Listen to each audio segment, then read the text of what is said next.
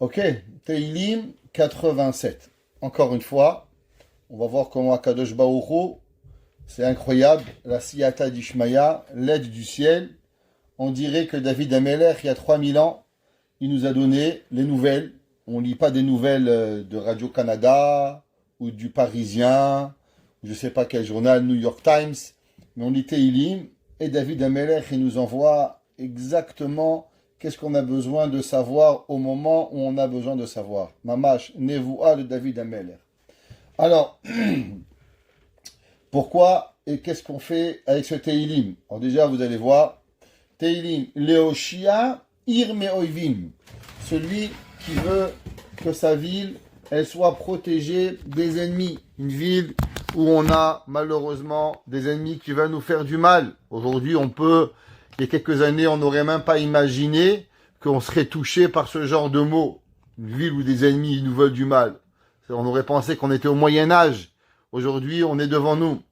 Tov le Omro, Imperek Pechet. Alors, il faut lire le Teilim 87 et le Teilim 88. Les deux Teilim, ils sont des Teilim pour protéger les villes. O Shiomru Esrim Veshalosh Peamim.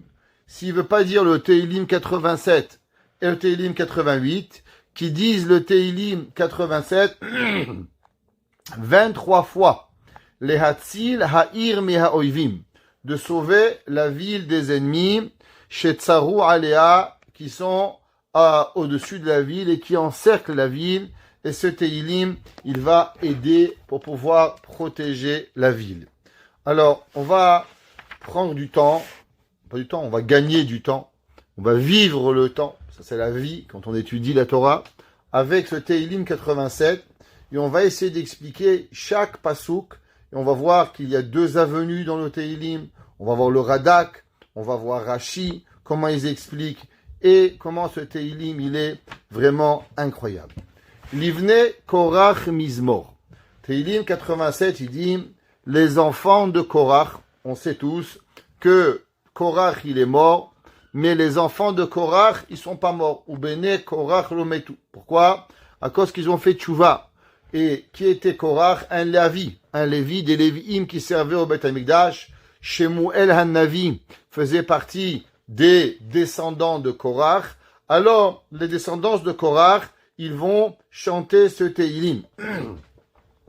Alors, il y a plusieurs explications. Qui c'est qui a fait? Ou bien que ce sont les enfants de Korach qui ont chanté ce Teilim, composé ce Teilim, comme on a dit, ou bien que c'est David Ameler qui a composé ce chant, ce Teilim, cette poésie, si on pourrait dire, et il a donné aux enfants de Korach pour le changer.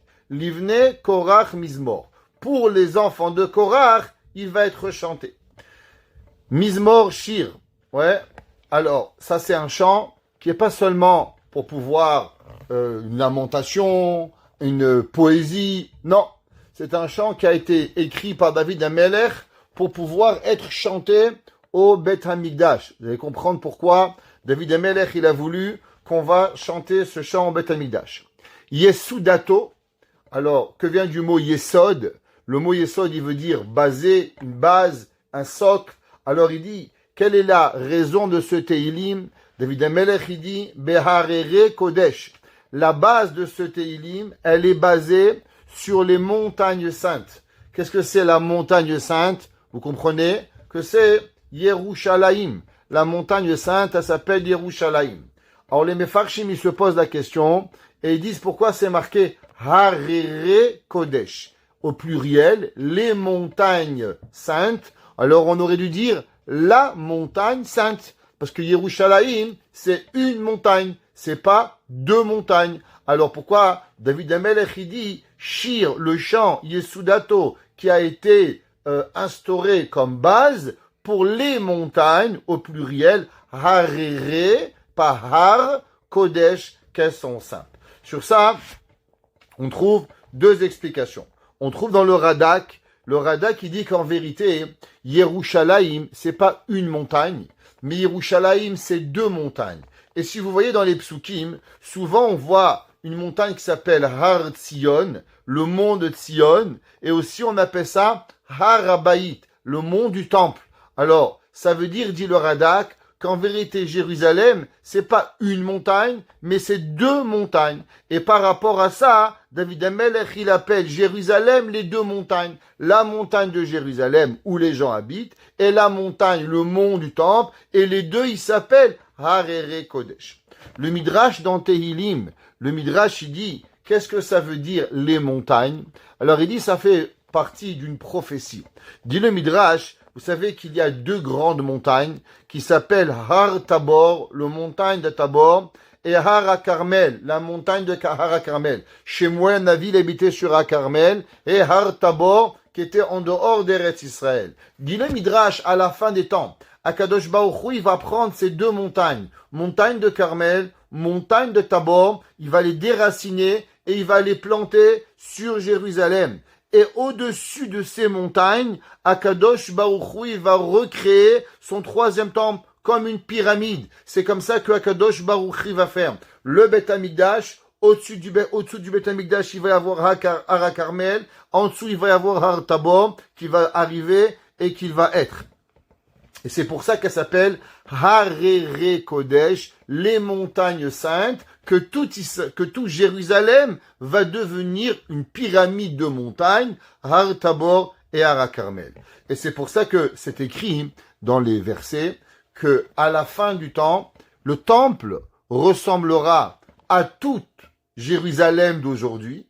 Il sera grand, pas comme on avait le temple en Israël aujourd'hui, parce que vous imaginez 14 millions de personnes, 15 millions qui vont venir au temple, c'est tout trop petit. Alors il dit le Midrash que tout Jérusalem d'aujourd'hui deviendra Behemet Yerushalayim.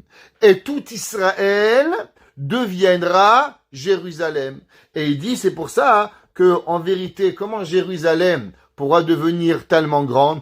L'espace, il est comme on connaît. Alors il dit le Midrash que non, parce que du fait que maintenant on va avoir ces deux montagnes, Har Tabor et Har HaKarmel, qui vont s'empiler l'une sur l'autre, donc Jérusalem sera aussi grand que tout Israël aujourd'hui à travers les deux côtés de la montagne. Mais bien sûr, ça c'est des Midrashim. Le Pshat Pashut, qu'est-ce que ça veut dire Harere Kodesh, les montagnes saintes, ça parle de Yerushalayim. Le verset bête.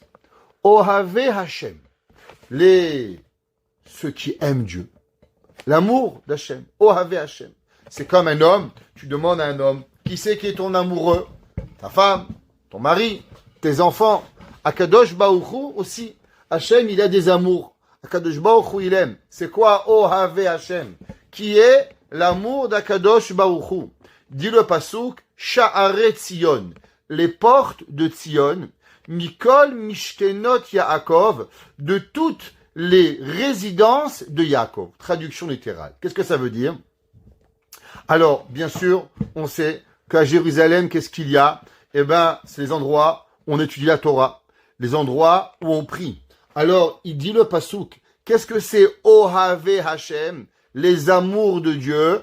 Les amours de Dieu sont les places, les portes, sha'are au pluriel, et pas sha'ar, la porte. Alors l'endroit, c'est quoi une porte? La porte de la prière, la porte de la Torah, où on va étudier. Alors il dit, toutes les portes de Kadosh Baruch Hu, c'est quoi? C'est quoi les amours de Dieu? Ohave Hashem et sha'ar Tzion. Qu'est-ce que Dieu il aime? Eh ben les portes de Tzion. L'endroit où on va et on s'assoit. Qu'est-ce que c'est une porte? Alors généralement, une porte, c'est un endroit où les gens ils s'assoivent, les tzadikim ils s'assoivent et ils apprennent la Torah. D'où est-ce qu'on sait cela? Que les endroits d'études, ils s'appellent sha'ar, une porte. Alors on le voit dans Megillat Ruth. Dans Megillat Ruth, c'est marqué là-bas, Hazekenim asher basha'ar, les vieux qui étaient à la porte. Qu'est-ce que ça veut dire une porte? La porte, ça veut dire en vérité une place. Mais pour rentrer dans une place, il faut une porte pour pouvoir y arriver. Alors c'est pour ça que Akadosh Baruch Hu il aime. Et cet endroit, Akadosh Baruch Hu il aime, Mikol Bate Knisiot ou Mekomot HaKodesh. Akadosh Baruch Hu, l'endroit où les gens ils étudient, c'est ça que Akadosh Baruch Hu il aime. Qu'est-ce que Hachem il aime? Où est-ce que Hachem il est heureux? Hachem il n'est pas heureux quand on lui fait des montagnes, quand on fait des manifestations, sans vouloir entrer dans la polémique. Qu'est-ce que Akadosh Baruch Hu il aime? Akadosh Baruch Hu il aime la Torah. Je vais raconter un machal que j'ai écouté de mon rave, et qui est, à mon avis, quelque chose de magnifique et que je répète souvent. Si je vous l'ai dit, vous ferez Chazara, et si je vous l'ai pas dit, alors je suis sûr que vous allez l'aimer. On raconte qu'il y avait un jour un Khatan, un jeune marié, il s'est marié, et quand on lui a fait les cours de Khatan, le rabbin, il lui dit, tu sais, à la Kala, il faut lui acheter des fleurs. Tous les vendredis, tu viens à la maison avec un bouquet de fleurs. Alors le premier vendredi, le Khatan, il rentre, il sait pas quoi acheter au fleuriste, et il achète 12 roses rouges, comme tous les Khatanim. Il rentre à la maison, la Kala, elle dit merci, mais elle n'a pas l'air d'apprécier. Alors la semaine, il dit, tiens, ma femme, elle n'aime pas les roses rouges. La semaine d'après, il va, il achète 12 roses blanches. Mais la Kala, elle apprécie pas. Alors il dit, peut-être qu'elle n'aime pas les roses, elle aime les tulipes. Alors il lui achète des tulipes. La semaine d'après, des orchidées. Et la madame, elle est jamais contente. Elle fait une tronche. Chaque fleur qu'il lui achète, elle n'est pas heureuse. Alors il sait pas quoi faire. Jusqu'à que Baruch Hashem, il va chez son père, qui était riche. Et il dit, papa, regarde, on m'a dit d'acheter des fleurs à ma femme. Et j'essaye tous les semaines d'acheter des roses, des rouges, des blanches, des jaunes, des tulipes, des orchidées. Elle aime pas le bouquet que je lui amène. Alors le père, il dit, regarde mon fils, va chez le fleuriste et fais-lui un bouquet avec toutes les fleurs du monde. Et t'inquiète pas, je paye. Alors, anniversaire de mariage, le khatan, il achète un bouquet magnifique avec toutes les fleurs, une composition florale que vous avez jamais vue. Elle mesure 2 mètres de haut, 2 mètres de large. Et il est heureux avec son cadeau qu'il arrive. Il y aura bien au moins une fleur qu'elle va aimer. Dans toutes ces fleurs qu'il y a, il y en aura bien une qu'elle va aimer. Et au moment où on amène les fleurs, la Kala devient rouge de colère, vert, jaune, violet. Elle ouvre la fenêtre, elle prend le bouquet et elle le jette par la fenêtre. Et le khatan, il est choqué, il sait pas quoi faire. Il est complètement désarmé. Et elle lui dit, mais t'as pas encore compris que je suis allergique aux fleurs? Pareil, les gens, ils aiment Dieu. Les gens, ils aiment Hachem. Qu'est-ce qu'ils font? Alors, ils font des manifestations. Ils achètent des choses. Akadosh Baruch Hu, il dit, Ohave Hachem. Vous aimez Hachem? Alors, parlez de Torah. Sha'aret Sion. Ceux qui aiment Dieu, venez à la yeshiva. Venez étudier. David Amelech, il dit, Ma'ahavti Toratecha. Comment j'aime la Torah? Kol hayom isichati. Tous les jours parle de moi. Un homme qui dit à sa femme, je t'aime, mais il lui dit jamais qu'il aime. Alors la femme ne peut pas savoir que le mari, il aime. Elle dit, oui, mais je te l'ai dit il y a 6 mois. Elle dit, pourquoi? Moi, je t'ai nourri il y a 6 mois. Moi, je te nourris tous les jours. Moi, je te donne à manger matin, midi, soir. Elle dit, oui, moi, ta chemise. Je t'ai pas lavé la chemise il y a 6 ans. Tous les jours, je la lave. Tous les jours, je te nettoie. Pareil. L'homme, il doit dire à sa femme qu'il aime tous les jours. Pareil, à Kadosh Baruch Hu, il dit, Ma'avti Toratecha. Tu aimes vraiment la Torah? Pas de problème. Kol hayom isichati. Alors, tous les jours, tu dois parler de moi. Tous les jours, tu dois être avec moi. Parce que c'est ça que Akadosh Baruch Hu be'emet il aime. Il n'existe pas Akadosh Baruch Hu plus que... Recording in progress. Il n'existe pas Akadosh Baruch Hu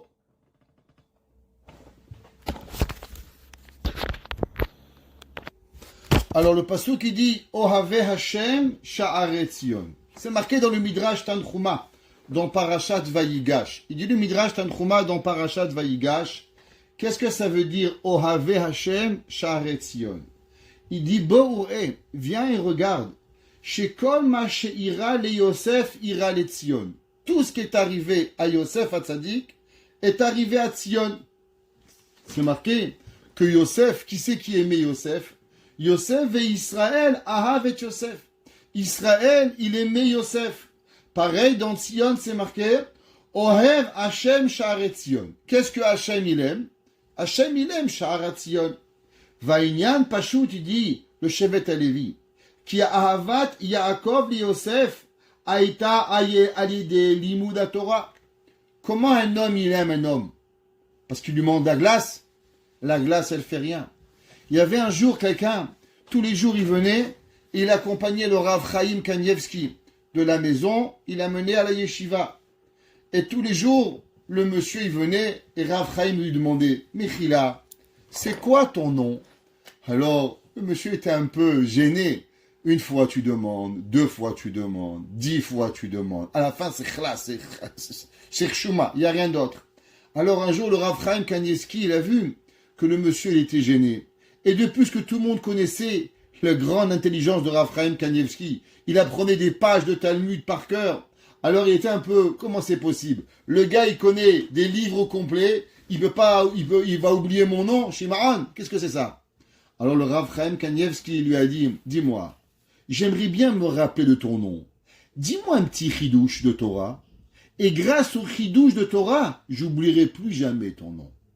Et c'est comme ça que l'homme, il a fait. Il a dit un chidouche de Torah à Rav Chaim Kanievski.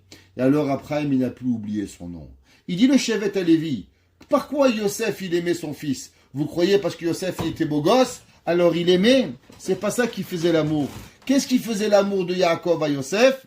Il dit le Shevet HaLevi. C'est seulement à cause qu'il apprenait la Torah. Comme c'est marqué dans Parashat Vayishlach, qui ben zekuni mulo, car Yosef était son fils de la vieillesse.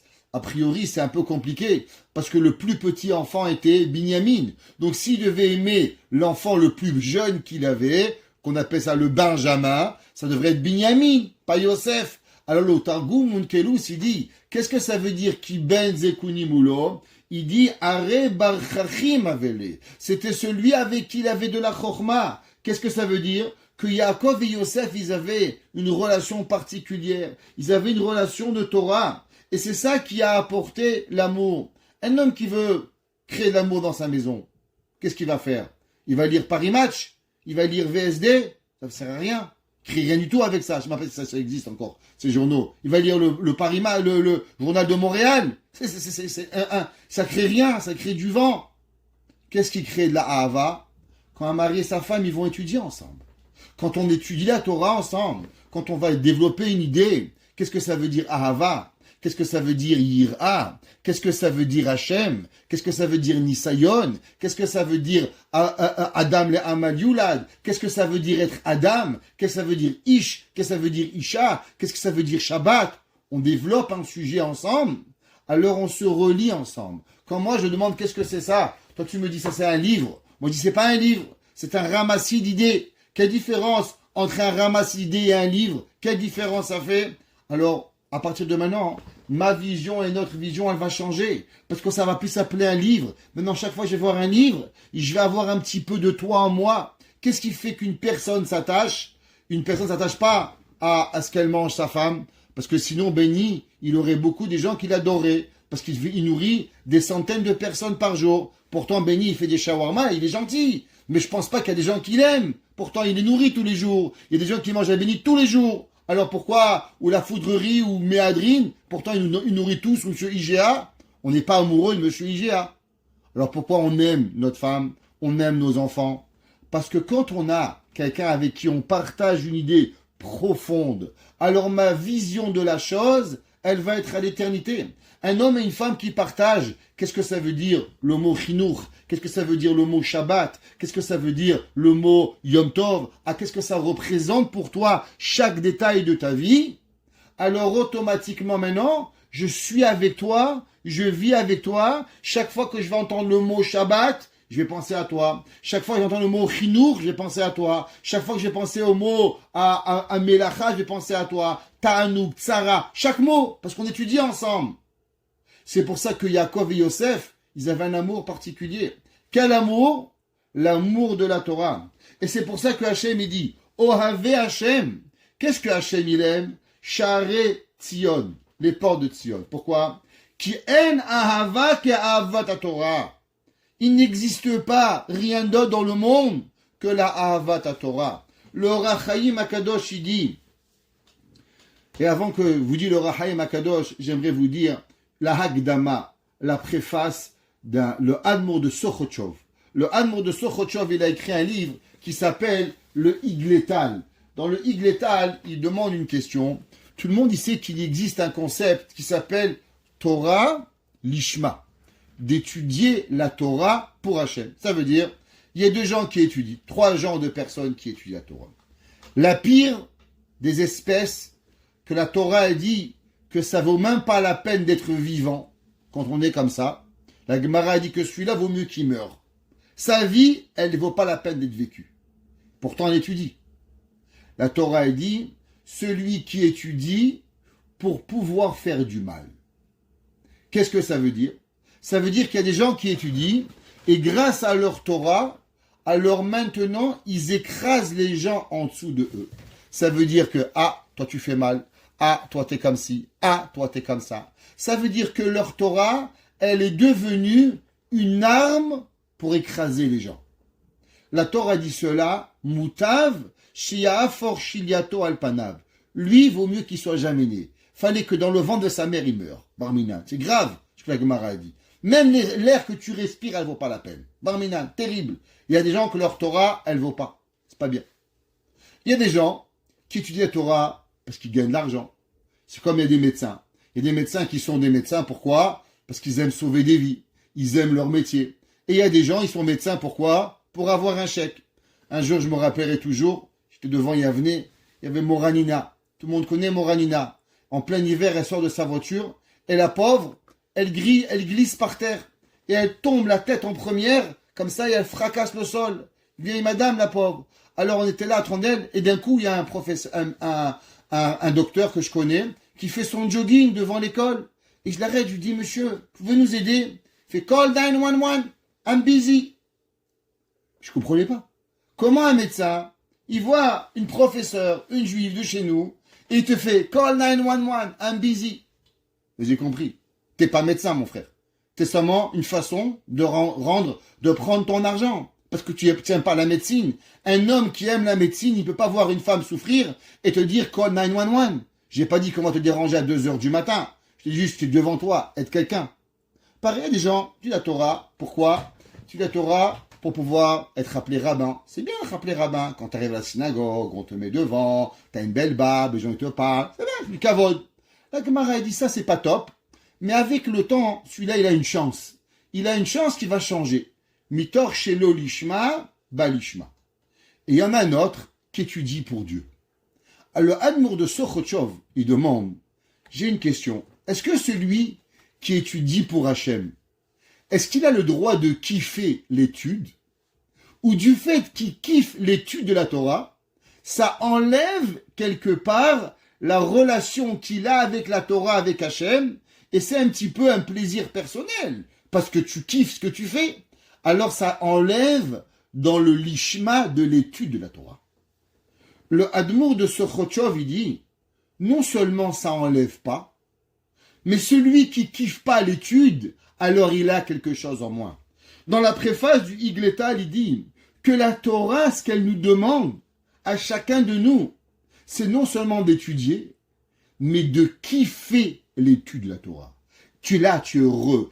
Rabbi Akiba Eger, le Khatam Sofer, l'Agmara, le Rashi, le Tosfot, le Teilim, ce que tu apprends, le Radak, le Ramban, tu t'excites tout seul.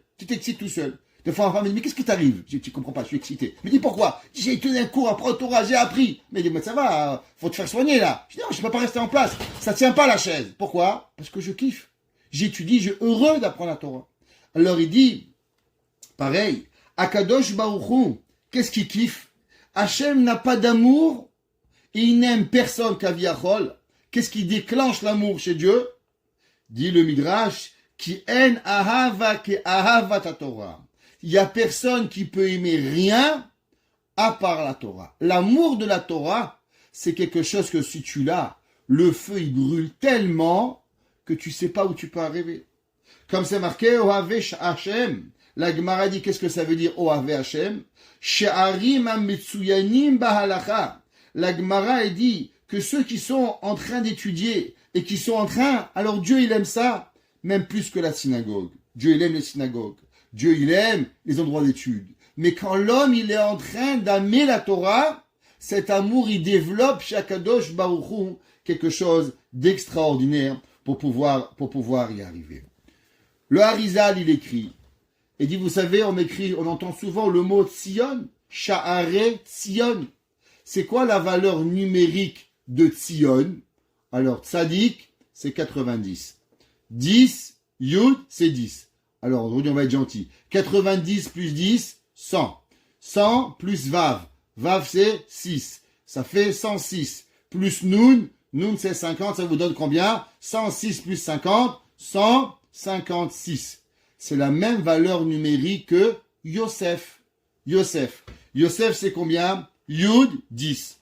Vav, 6. Alors, ça fait 10 plus 6. Je suis gentil aujourd'hui. Ça fait 16. Sa mère, ça fait combien? 60. 60 plus 16, ça vous donne combien? 76. C'est facile. 76 plus 80, ça vous donne combien? 156. Gematria Yosef, Gematria Tzion. Et il dit le Harizal, qu'est-ce que ça veut dire que la Gematria de Tzion et Yosef, elle est pareille? Il dit que quand l'homme, il va mériter arranger la mida de Yosef. Qu'est-ce que c'est la mida de Yosef? On sait Avraham Avinu, Midat HaChesed, la bonté. Yitzhak, Gvura, la rigueur. Yaakov, Tiferet.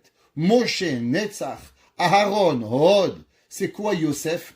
Yosef, c'est la mida de Yesod. Qu'est-ce que ça veut dire Yesod? Alors, c'est la base. Yosef, c'est la base qu'on appelle. Qu'est-ce que ça veut dire la base? Alors, si vous vous rappelez, dans le passouk, au début, on a dit Yesudato Beharere Kodesh. La base de la montagne de Jérusalem. Explique le Harizal, qu'est-ce que c'est la base d'un juif? Alors, vous savez que pour pouvoir créer le Beth Amikdash, pour pouvoir créer une maison, pour pouvoir créer un immeuble, il y a besoin d'avoir une base. Si votre base, vos fondations, elles sont pas solides, vous allez construire une grande maison, mais la maison, elle va s'effondrer. Ouais, elle va pas tenir la maison. Pourquoi? Parce que s'il n'y a pas des bases avec quoi c'est solide, alors elle va s'enlever. Maintenant, pour pouvoir amener le Beth Amikdash, qu'est-ce qu'on a besoin? On a besoin d'avoir des bases solides. C'est quoi les bases du Ham Israël? Il dit le Harizal. Vous savez qu'est-ce qu'on a besoin? On a besoin en vérité d'avoir une nouvelle vie. Qu'est-ce que ça veut dire une nouvelle vie? Une nouvelle vie, ça veut dire d'avoir de nouvelles fondations. Vous vous êtes jamais posé la question, pourquoi l'immoralité, elle est tellement grande dans nos vies aujourd'hui? On vit dans un monde de totale immoralité. C'est incroyable. Ça frappe tout le monde. Il n'y a personne qui est à l'abri. Celui qui me dit qu'il n'est pas, moi je suis un homme super, même pas je te crois, même pas j'entends ce que tu dis. C'est pas vrai. On vit dans un monde, toute chose que l'on regarde, toute chose que l'on fait, c'est immoral. Pourquoi le Yetzer Hara, il combat l'immoralité? Il nous envoie de l'immoralité tellement gratuite. Le Or HaChaim HaKadosh, il dit même plus que ça. Le Or HaChaim HaKadosh, il dit, vous savez, la seule chose qui est gratuite à un niveau pullulant, c'est l'immoralité. L'immoralité, c'est tellement grand et que le Yetzer Hara en a tellement besoin, c'est que le Yetzer Hara te le donne gratuit. Gratuit, prends, allez. Pourquoi? Parce qu'il détruit quoi? Il détruit la base du peuple juif. Et celui qui arrive à combattre cette immoralité, alors il arrive à faire quoi? Il arrive à se recréer. C'est la nouvelle renaissance. C'est quoi la renaissance? C'est quand on a une nouvelle vision de la vie.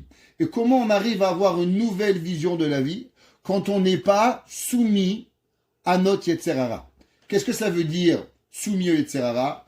Malheureusement, tout ce que l'on fait, si on est soumis au Yetzer Hara de l'immoralité, on n'est pas capable de voir le bien, on n'est pas capable de voir le mal. Toute chose que l'on fait, alors malheureusement, elle est à 100% guidée à travers les pas de l'immoralité. Celui qui arrive à combattre l'immoralité, alors il est comme un homme neuf. Pourquoi il est comme un homme neuf? Ou une femme neuve? À cause qu'elle peut avoir une véritable réflexion sur la chose. Elle est capable d'avoir une véritable pensée, de bien ou de mal. Et il dit le Harizal, Vekacher bene Israël yarzeru bitshuva. Et quand Israël va refaire teshuva, Veitaknu midat yesod, et ils vont arranger la mida de yesod. Ça veut dire qu'on va arranger l'immoralité. Alors, c'est ce qu'on appelle or chadash. Alors on va recevoir une nouvelle lumière, comme c'est marqué dans le Passouk, qu'au moment de Mashiach, on aura cette nouvelle lumière. Qu'est-ce que ça veut dire cette nouvelle lumière? Le soleil, c'est le même. Qu'est-ce que ça veut dire nouvelle lumière? C'est qu'on va être capable de voir la vraie vie, de voir la vraie ahava, d'avoir la vraie ira, d'avoir la véritable amour. Les gens, ils sont là en train de rêver à des choses futiles qui n'existent pas. On ne peut pas voir, les médias sociaux sont en train de tuer l'humanité. Pourquoi? Parce qu'il n'y a rien qui attrape. Cette semaine, je parlais avec un couple, et ça m'a fait beaucoup de peine.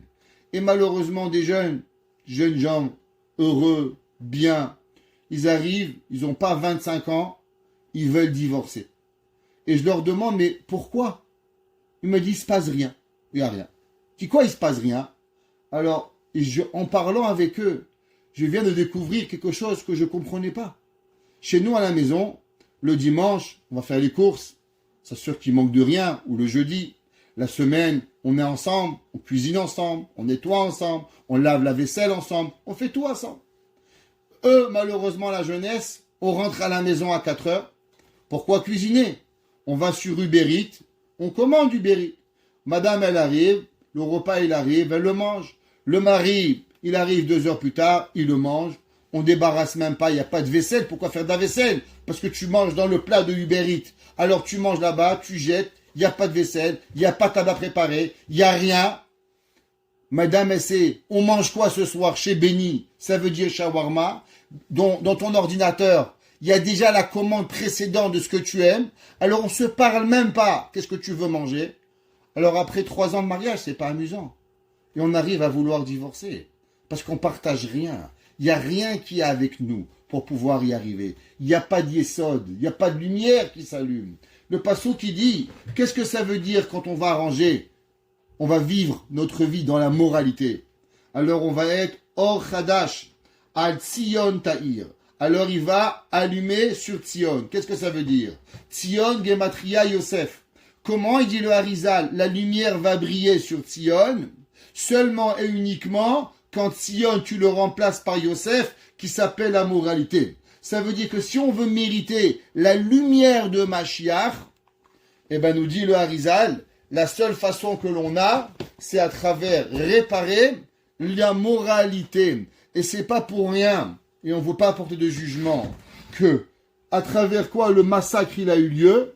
Le massacre il a eu lieu dans un endroit d'immoralité, que Akadosh Baruch Hu il le ramène. Ça veut dire que si on veut arranger, tout le monde se demande, mais qu'est-ce qu'on peut faire? Venez, on commence par arranger la moralité. La moralité, c'est le départ de reconstruire le Yesod. C'est de reconstruire la base. Sur cela, Kadosh Baruch Hu, il amène Or Chadash, une nouvelle lumière. Pasuk Gimel. David Melech, il écrit et dit, pardon, avant qu'on arrive, j'avais dit que j'allais dire à Roi Chaim Akadosh. Le Roi Chaim Akadosh, dans Sefer Devarim, il écrit et il dit, on a parlé de l'amour de la Torah, on a rapporté le Higletal, j'ai oublié de mentionner le Roi Chaim Akadosh. Le Roi Chaim Akadosh, il dit, si les gens savaient à combien la Torah elle est bonne, à combien la Torah elle est bonne, à combien la douceur de la Torah elle est extraordinaire, il dit le Roi Chaim, Ima Anashim Ayu Yodim, si les gens ils savaient, ils deviendraient fous.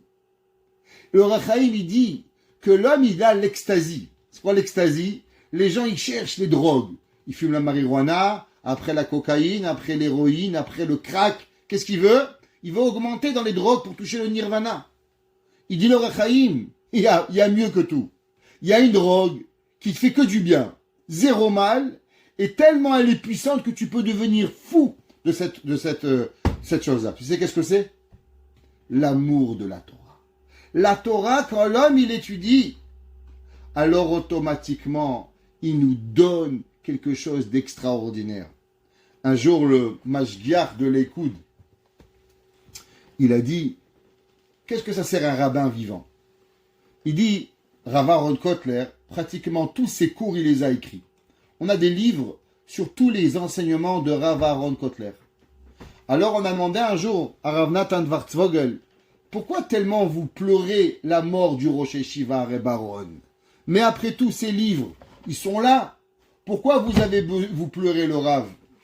Il lui a dit, le Rav Nathan Schwartzvogel, parce que tu penses que le livre, il me transmet l'amour que le Rav Aaron il me donnait. Il a dit, quand tu lis un livre, c'est mort. Quand tu lis un livre, il te transmet rien. Tu voulais voir l'amour de la Torah. Quand tu voyais le Rav Aaron Kotler s'exciter sur une Torah, devenir fou sur un pshat dans Rashi, comment il était excité à te transmettre quelque chose. C'est ça que je pleure. Je pleure pas le pshat, je parle pas l'explication, parce qu'on peut la trouver, mais je pleure l'excitation, comment je prenais de Rav Aaron Kotler. Et c'est ça l'amour de la Torah. L'amour de la Torah, bien sûr, c'est comprendre, c'est pas seulement de faire, si on fait pas, bien sûr qu'il faut faire, mais plus que tout, c'est à combien on est excité quand on apprend la Torah. Quand nos enfants, ils nous parlent de Torah, c'est « Oui, alors qu'est-ce que tu veux? Ok, le devoir, allez, ça va, laisse-moi tranquille, je suis occupé, je prépare mes oignons. » Ou bien, viens mon fils, viens, on prend un chumash, on embrasse le chumash, on est là, on y vit, qu'est-ce qu'il y a? On oublie tout, on regarde. Tout le monde connaît cette fameuse histoire magnifique, mais qui fait pleurer.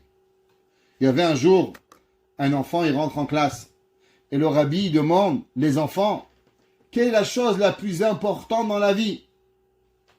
Alors il y en a un, il lève la main, et il dit la vie. Il dit c'est vrai. Mais dans la vie, qu'est-ce qui est le plus important?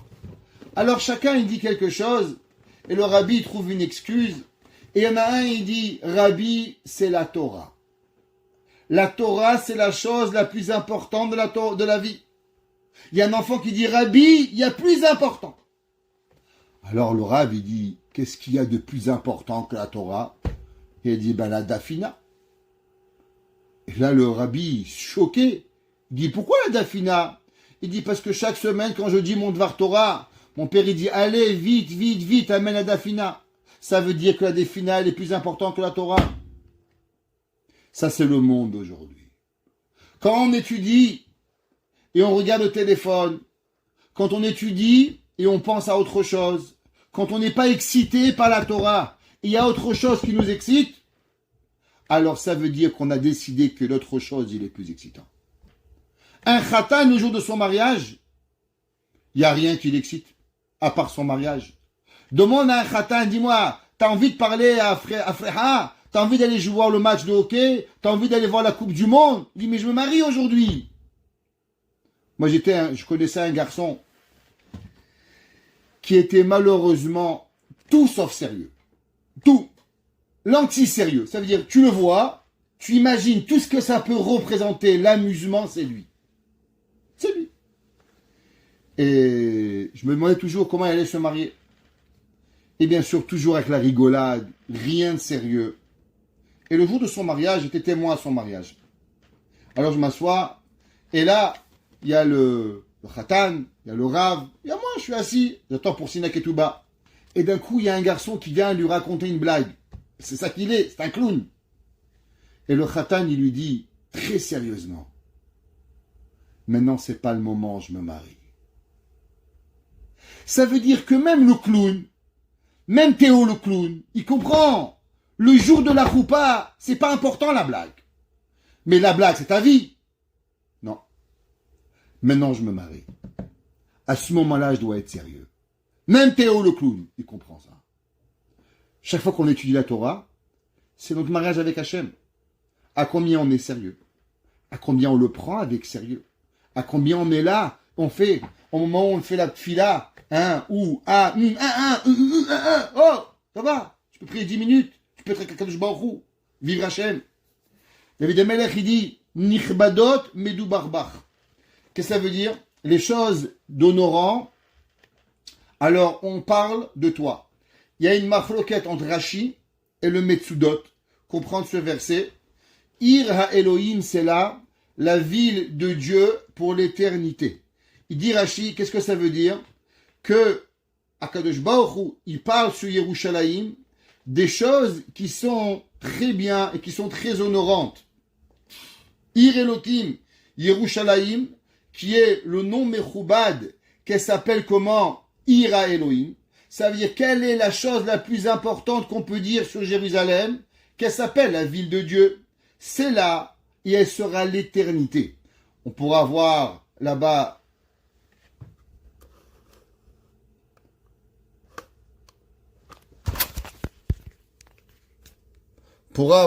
Alors, Rashi, le Metsudot, il n'est pas d'accord sur Rashi. Il dit, parce que si c'est Hachem qui parle, qui dit Nichbadot Medou Barbach, et que le sujet, c'est Jérusalem, alors on aurait dû dire Nichbadot Medubar Alayir, sur toi. Qu'est-ce que ça veut dire Nichbadot Medubar Bar, qu'on va s'honorer en parlant de toi?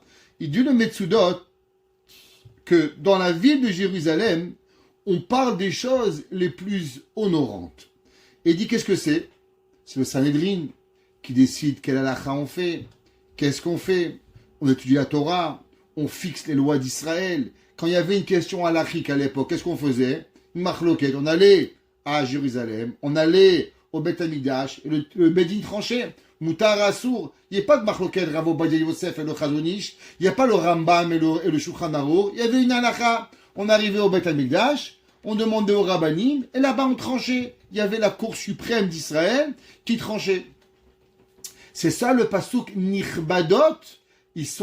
C'est l'honneur d'Israël, la gloire, mais d'où barbare? On parle de toi. C'est quoi toi? Alors, ça veut dire sur les mitzvot, qu'on parle d'Akadosh Baruch Hu, de toutes les paroles d'Israël.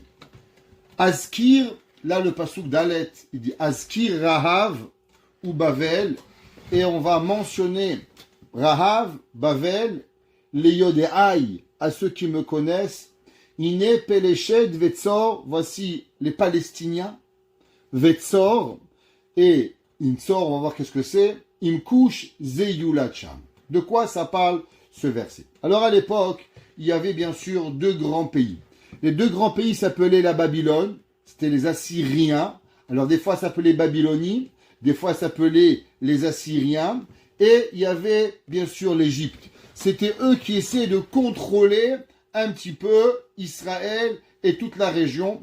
Alors la région là-bas était bien sûr le centre du monde, donc on ne connaissait pas l'Amérique, donc on contrôlait l'Asie, l'Europe et l'Afrique. En contrôlant le Moyen-Orient, on contrôle bien sûr le passage de toutes les ressources pour arriver de l'Afrique à l'Europe, vers l'Asie, on contrôle le tout. Et Babylone et l'Égypte essayaient, ou les Assyriens à l'époque, essayaient de contrôler cette zone-là qui est arrivée. Alors, on a vu autant de Yeshayahu Amelech qui sont sortis les soldats d'Égypte, ouais, et ils ont voulu conquérir jusqu'à l'Euphrate et conquérir la Babylone. Après, il y avait Nebuchadnezzar, Melech Bavel, qu'il a voulu conquérir l'Égypte, et ainsi de suite. Il y a deux façons de comprendre ce verset. La première, on va la voir dans Yerushalayim, dans Rashi, pardon, et après on va la voir dans le Midrash. Dit Rashi, qu'est-ce que ça veut dire Azkir Ra'av ou Bavel? Alors je vais mentionner l'Égypte et les Babyloniens, que eux ils ont besoin de savoir Mi em Yodéaï. Dit Rashi, c'est qui les gens qui me connaissent? En un mot, le monde musulman doit savoir qui est Dieu. Akadosh Baruch Hu dit attention, on va leur dire, c'est qui les béné Israël? Shehem Yodé Hashem.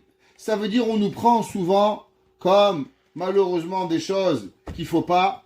Mais en vérité, il dit Akadosh Baruch Hu, à la venue de Mashiach, je vais faire savoir au monde qui est Am Israël, qui nous sommes. Pelishtim, Tsor, c'est le Liban, Kush, c'est les Africains, tout le monde africain, Veze Yulacham. Qu'est-ce que ça veut dire? L'homme, il est né là-bas, ça veut dire qu'il est un Israélien. Il est un Juif. Et ça, c'est quoi? Ça, c'est ce que le Passouk qui dit, Akadosh Baruch Hu va nous dire, à qui elle appartient la terre, à qui elle vient, à qui c'est, à Am Israël. Qu'est-ce que ça veut dire? Rashi ramène que ça veut dire avec la prophétie de Yeshaya Han-Navi, qu'à la fin des temps, ouais, qu'est-ce qui va se passer? Tous les pays du monde, écoutez ce midrash que Rashi dit, il dit que tous les pays du monde, le Canada, la France, l'Inde, tous les pays du monde, ça va être quoi leur plus grand honneur? L'ishloach, d'envoyer Od Yehudi les Eretz Israël. Il dit Rashi, basé sur le passouk dans Yeshaya, que la fin des temps, il n'y aura pas à un pays au monde un plus grand honneur que d'envoyer un juif en Eretz Israël. Et le Midrash, il dit que quand Mashiach il va venir, alors ils vont venir au Mashiach des délégations du monde entier. Quand Melech HaMashiach il va arriver, Bimei Rabbi Amenu, Ça va arriver très bientôt. Sachez, soyez prêts. Faut pas avoir peur. Mashiach est là. Tout ce que l'on connaît ne pourra pas être pire que Mashiach. Souvent, vous savez, il y a quelqu'un qui me parle, il me demande, Rabbi, j'ai peur. Je dis, regarde, pire que maintenant, ça va pas être. Soyons conscients. Mashiach ne peut que apporter du bien. On n'a pas attendu 3000 ans pour avoir du mal. C'est pas possible. Prendre des baffes sur la tête, le bon Dieu, il aurait pu envoyer, ça fait très longtemps. Il y en avait plein qui voulaient des baffes. Si Hachem, il a attendu 3000 ans pour nous envoyer Mashiach, ça veut dire qu'on a dilué la souffrance et que Mashiach n'apportera à Israël que du bonheur. Le Rambam, il écrit dans le 11e péril des Chot Melachim, une des raisons pourquoi Jude Chaussette ne peut pas être Mashiach, comme les Goïm ils disent, le Rambam il dit, du fait que le pendu n'a apporté que du mal à Israël.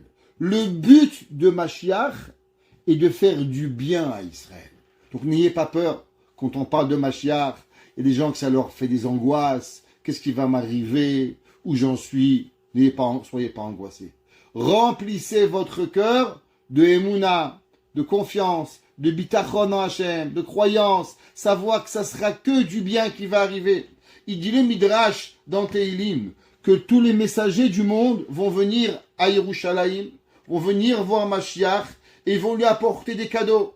Ils vont lui donner de l'argent, des comptes en banque, des trésors, toute chose qui a beaucoup de valeur. Et le Mashiach, il va leur dire, ça m'intéresse pas. Ça m'intéresse pas que ce que vous m'envoyez. Alors il lui a demandé, qu'est-ce que vous voulez? Les gens vont demander, roi Mashiach, qu'est-ce qu'on peut te donner comme cadeau? Écoutez le Midrash que Rashi dit. Le Midrash, il va dire, donnez-moi les Juifs. Vous savez tous ces Juifs que vous avez bannis, que vous avez frappés, que vous avez tués, que vous n'étiez pas intéressés par eux. Eh bien, c'est ça que je veux. Et le gloire des nations du monde, ça va être, comment dire, nous on a donné à Mashiach 10 Juifs, on a donné à Mashiach 100 Juifs, on a à Mashiach 1000 Juifs. Ça veut dire que Am Israël, les nations du monde, seront honorées parce qu'il y avait un Juif dans leur pays.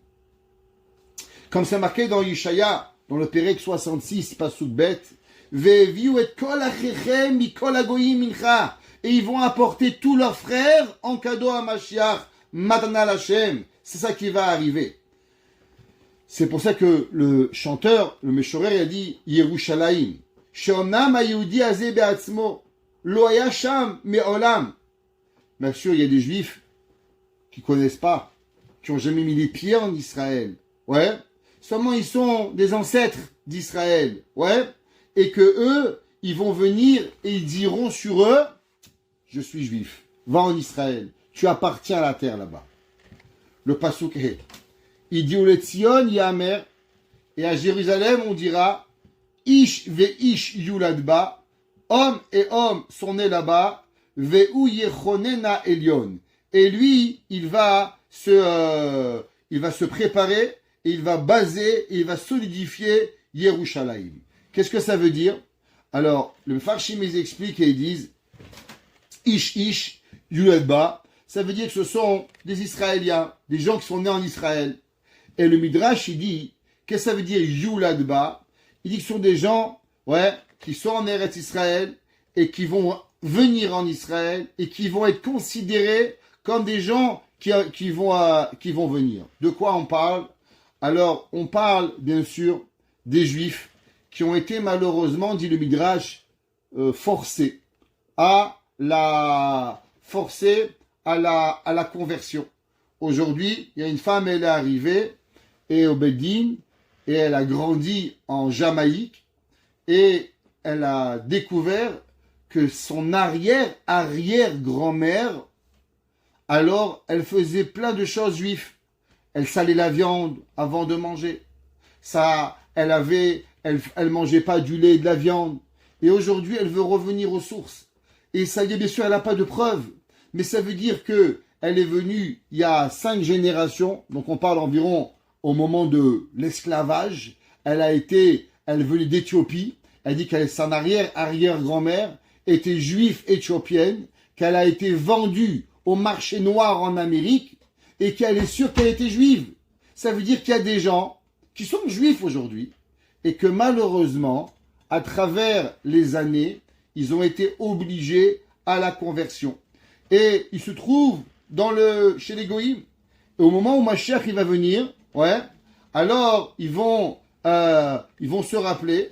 Et Mashiach il va venir et il va aller, Geneviève, Sylvain, Jean-Jacques, Tony, t'es pas goy, tu es juif. Et il va leur prouver comment à travers leur généalogie, ils vont revenir à Israël. Et c'est pour ça que le passouk qui dit Yuladba, ils vont naître dedans. Dis-le Midrash, qu'est-ce que ça veut dire Yuladba? Que grâce à la venue de Mashiach, alors ils vont devenir des juifs, des citoyens juifs. Alors c'est comme si ils vont de nouveau avoir une renaissance sur Akadosh, sur Eretz Israël, parce qu'ils vont venir.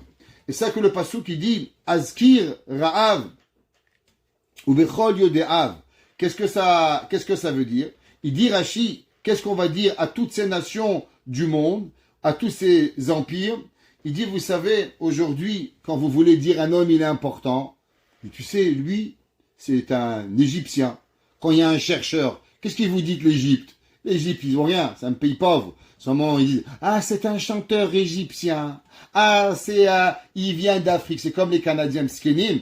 Ils ont les Inuits. Ils ont rien. Alors, de temps en temps, il y en a un qui fait un petit dessin, un petit gribouillage sur le mur. Ah oui, mais c'est un artiste qui vient de je sais pas où. Parce qu'ils ont rien à nous donner. Ils ont rien à apporter à la société, malheureusement. Alors, on se vante de quoi? D'un petit dessin qu'ils ont fait. Il dit Rashi, vous savez qu'est-ce qu'elle va être la gloire à la fin des temps? La gloire à la fin des temps. Les nations du monde, vous savez comment ils vont se vanter? Pas parce qu'ils ont eu des avocats, pas parce qu'ils ont eu des ingénieurs, pas parce qu'ils ont eu des chercheurs, pas parce qu'ils ont eu des prix Nobel, mais juste parce que ils auront des juifs chez eux. Il dit Yuladba veish Yuladba ve'u yechonena elyon. Il dit Rashi, la gloire des nations sera quand les nations du monde, ils n'auront pas de cesse de glorifier que un de leur civilisation, un de leurs personnes qui vit chez eux, leurs citoyens, j'ai oublié mon mot, je pensais en anglais, civilian, un de leurs citoyens, il est un juif. Hachem Yesoupa, dit le passouk, qu'est-ce que ça veut dire? Alors, Hachem Ispor Birtov Amin. Hachem, il va écrire, Akash Baruch Hu, à la fin, il va compter, il va écrire toutes les nations, et il va être avec eux, il va leur compter un cadeau, des hontes, tout ce qui est arrivé. Hachem, il va écrire à chacun tout ce que chaque nation du monde elles ont fait. Ve'az yomru zeyudacham. Il dit le passouk, qu'est-ce que ça veut dire? Hachem ispor yirtov amim zeyudacham, c'est là. Chaque nation qui a fait du mal à Israël, alors Hachem, il va se fâcher avec eux. Mais vous savez qu'est-ce qu'ils vont dire? Ouais, mais c'était pas que du mal. Après tout, la France, elle a sorti Rachi. Alors on peut pas prendre que des claques. On peut pas être que puni. Là, avec quoi ils vont vouloir se glorifier vers Dieu? Seulement et uniquement à travers qu'ils ont sorti des Gedolim dans la Torah. Rachi raconte, que à la fin, on sait que malheureusement, beaucoup de gens ne savent même plus qu'ils sont juifs. Et parmi eux, il y a des Kohanim, il y a des Lévi'im, il y a des gens, des familles très bien. Alors ils vont pas savoir. Alors il dit le Rav de Brisk, mais je comprends pas. Comment c'est possible que Rachi ramène au nom du Midrash qu'à la fin de temps, Mashiach il va venir et va dire tu es Kohen. Mais pour être Kohen, qu'est-ce qu'il faut? Pour être Kohen, il faut s'assurer que tu n'as pas été marié avec un goy. S'assurer que t'as pas, la madame, elle n'est pas dormie avec un goy. Parce qu'une femme qui a juste dormi avec un goy, l'enfant, même si le Kohen il se marie, juif, mais elle est une zona, elle peut pas donner un Kohen, c'est un halal. Alors il dit qu'il y a en vérité des familles, le Rav de Brisk qui dit, que le monde ne sait pas, mais qu'ils ont gardé depuis des centenaires, et même possible des millénaires, qui sont entre eux, et que maintenant ils sont restés juifs, en faisant attention à certaines halachot qui va protéger leur judaïcité, et quand Mashiach il va venir, alors Mashiach, il va dire, monsieur, vous êtes juif. Monsieur, vous arrivez. Yitba'er be'atid. Alors on va savoir à la fin de temps, chez Af Em Kohanim, qui sont des Kohanim, qui sont pas des Mamzerim, qui sont pas des Goïm, et qui sont des juifs. Alors ce jour-là, Vesarim, Vesharim, Kecholelim, Kol Mayanebar. Alors, qu'est-ce qui va arriver? Yerushalayim va se remplir, où tout le monde va chanter, tout le monde va faire de la musique. Kol Mayanebar. Toutes les comment on appelle ça? Toutes les sources vont découler de toi. Qu'est-ce que ça veut dire? Toutes les sources vont découler de toi. Il dit, le Mefarshim, Kol ha'ma'ayanot shel simcha.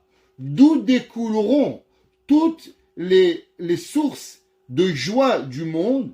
Elle viendra de Yerushalayim. Sham yeh kol ha'shefa. Tu sais où va être l'endroit de joie, bonheur, d'allégresse? Eh bien, c'est d'Israël, et pas dans le monde d'Israël, de Jérusalem, qui va découler sur l'humanité. Et ça, ce chant-là, il nous réjouit sur les louanges de Yerushalayim.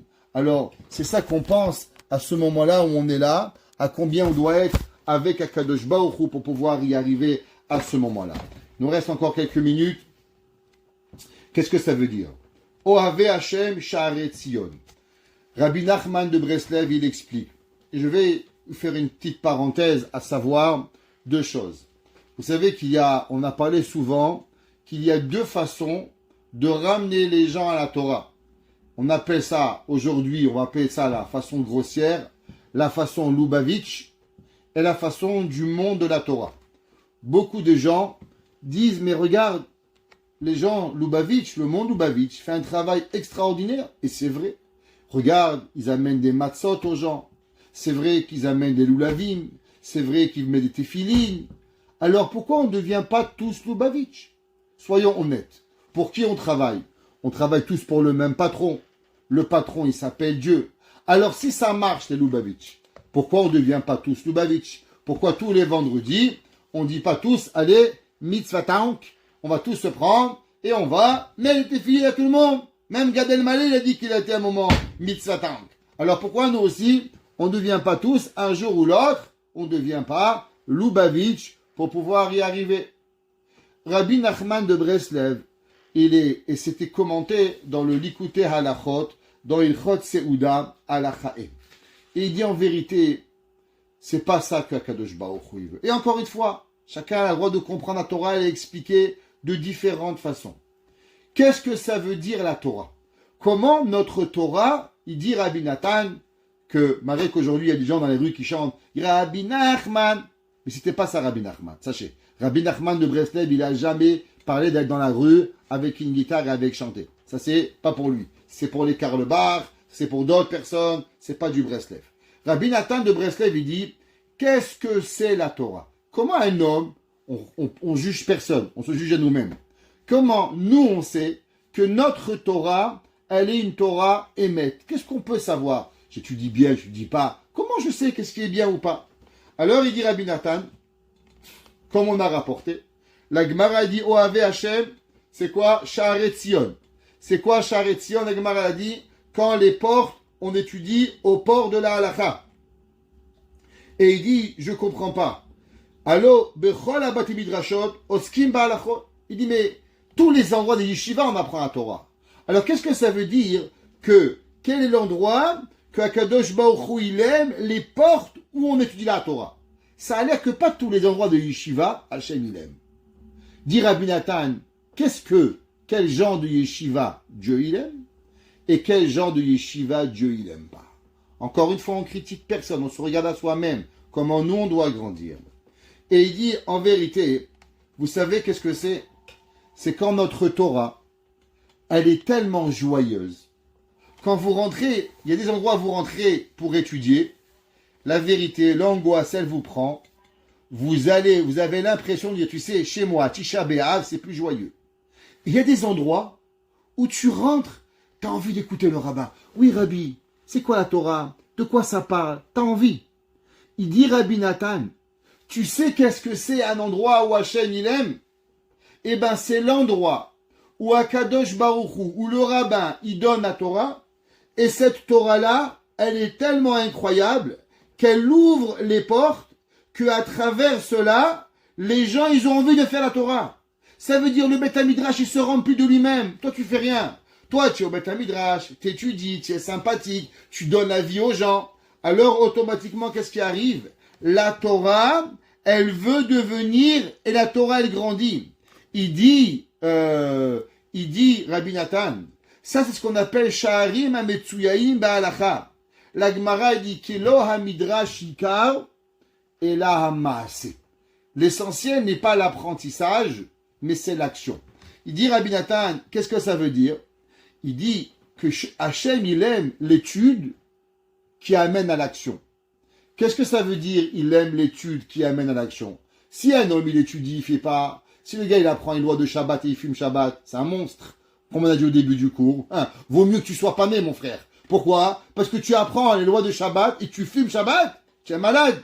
Donc, qu'est-ce que ça veut dire? Que l'étude, elle amène à l'action. Il dit, Rabbi Nathan, non. Mishiachol aliede esek atorato. Grâce à son étude de la Torah, la asot ou les tsayen she'arim, l'idkarev al yadam la sham. Alors il crée des portes, il crée des ouvertures pour rapporter les gens à la Torah. Ça veut dire que quand on étude, elle est inclusive et pas exclusive. Celui qui donne un cours de Torah et que sa Torah, ah non, c'est pas pour toi. La Torah, elle exclut des gens. La Torah te fait sentir, ah, toi t'es pas comme ci, toi t'es pas comme ça, toi je te veux pas, toi t'es pas. Malheureusement, cette Torah, c'est pas Sharim, c'est pas Oave Hashem Sha'arei Tzion. Il dit pourquoi? Parce que, qu'est-ce que c'est le Beth Amikdash? Il dit parce qu'en vérité, un endroit d'étude de Torah, il doit ressembler au Beth Amikdash. Et Rabbi Nathan, il dit, qu'est-ce que c'est le Beth Amikdash? Il dit le Beth Amikdash, principalement, c'est l'endroit de la connaissance. Qu'est-ce qu'il y avait au Beth Amikdash? Il y avait le Beddin, il y avait le Sanhedrin, il y avait le Nevi'im, il y avait le Kohen Gadol. En un mot, le Beth Amikdash, c'est le conduit principal du Da'at, de la connaissance qui arrive. De quoi? Connaître quoi? Picsou? Tintin? Non, ça c'est Goscinny. Qu'est-ce que c'est le Da'at de quoi? Le Da'at d'Hachem. Connaître la volonté d'Hachem. Comment un homme il pouvait comprendre qu'est-ce que c'est Akadosh Baruch Hu? Quand tu arrivais au Beth Amikdash, tu voyais un Kohen, tu voyais un Lévi, tu voyais un Sanhedrin, tu voyais des Nevi'im. Alors tu connaissais la connaissance d'Akadosh Baruch Hu. Parce que c'est impossible de pouvoir connaître Hachem seulement à travers des portes. Qu'est-ce que ça veut dire des portes? Principalement, le monde il est fermé. Le monde il est complètement obscurci. Et toutes nos actions, notre vie c'est quoi? Hachem nous ouvre des petites fenêtres où il te fait des petits coucous. Ah oh! Il te fait un petit signe. Est-ce que tu vois Hachem ou tu vois pas Hachem? Est-ce que je suis là ou est-ce que je suis pas là? Et ces portes-là, qui c'est qui les ouvre? Rabbi Nathan dit, eh ben c'est ça le tzaddik. Qu'est-ce que c'est? Un homme, il a un malade, Dieu préserve. Et le docteur, il dit, c'est fini, il va mourir. On allait voir Baba Saleh, il va vivre. Le docteur, il dit, mais je comprends pas, il devait mourir, comment il est vivant? Qu'est-ce qu'il vient de te faire, Baba Saleh? Qu'est-ce qu'ils font les tzaddikim? Qu'est-ce qu'ils font? Ces tzaddikim, qu'est-ce qu'ils font? Principalement, le monde, il est noir. Et à travers la lumière qu'ils ont fait passer, il a ouvert une porte. Et tu as pu voir Akadosh Baruch Hu. Ça veut dire que le tzaddik, qu'est-ce qu'il t'amène? Il t'amène le da'at, il t'amène cette connaissance, cette lumière qui arrive à toi. C'est ça que le pasuk qui dit dans Tehilim 24, pardon. Seou she'arim rachechem, veinaseu, ouvrez les portes, veinaseu pitre olam, veyavo melech hakavod. Il va venir le roi Kavod, qui est Akadosh Baruch Hu, grâce à ces portes-là. Qu'est-ce que ça veut dire? Grâce aux portes du da'at, alors on laisse rentrer. Et c'est quoi les portes du Da'at? Le Da'at, c'est la Torah. Il dit Rabbi Nathan que grâce à ce que la Torah, elle devient inclusive, grâce à ce qu'on fait rentrer, grâce à notre étude d'amour, que chacun se sent bien, il a envie d'étudier plus de Torah, alors automatiquement, il inclut. Et c'est ça que le pasuk qui dit Ohave Hashem. Tu sais ce que c'est les amours de Dieu? Sha'arei Tzion, c'est quoi? Sha'arim HaMetsuyanim Ba'alacha. Ceux qui vont venir et qui vont se spécialiser Spécialiste de quoi? Spécialiste de l'inclusivité pour nous faire connaître Hachem. Plus notre kollel, notre yeshiva, notre cours, il va être inclusif, et plus Akadosh Baruch Hu il va nous bénir, et plus Akadosh Baruch Hu il va nous aimer, alors Akadosh Baruch Hu Mikol Mishkenot Yaakov, Akadosh Baruch Hu il t'aime plus que tous les endroits d'études, plus que tous les endroits de prière, alors Akadosh Baruch Hu Nichbadot Medoubar Bar, Hachem il parle de toi, et grâce à cela, on aura Mashiach Tzidkenu Bimera Biyamenu. Amen.